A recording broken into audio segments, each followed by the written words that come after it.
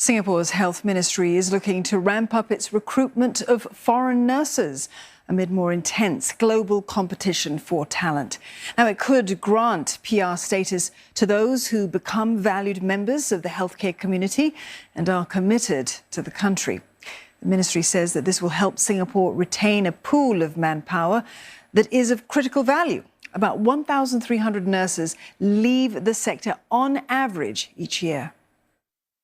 The attrition rate for local nurses has remained stable over 2019 to 2022, but for foreign nurses, this has spiked from 9.5% to 14.5% over the same period.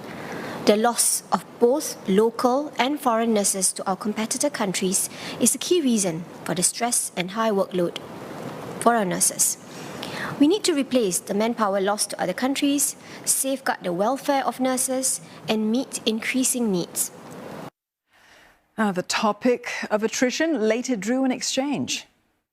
I know we are ramping up the hiring of more nurses, but that could be just replacing the nurses who are resigning, and we're in this vicious cycle.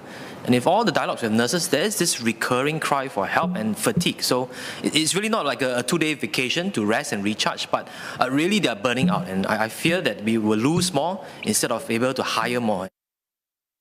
We are not just replacing, we are planning to expand. As I mentioned just now, 49,000, we want to increase actually to 69,000 by 2030, but we need to beef up to replace and expand our foreign nursing workforce. It is a competitive market out there.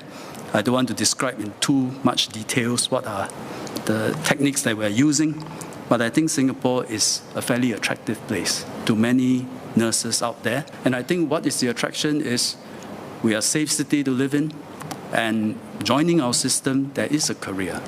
There is a pathway, and there is very good training.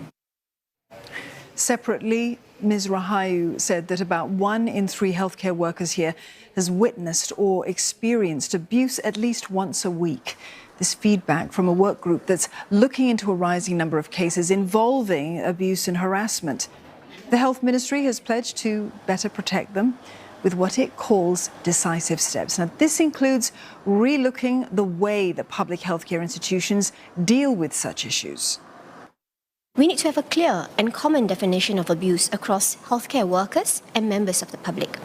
It also means taking steps to prevent potentially abusive situations, as well as promoting trust and respect between patients, caregivers, and healthcare workers. We will share more details of the work group's engagement findings and a progress update on MOH's plans later this month.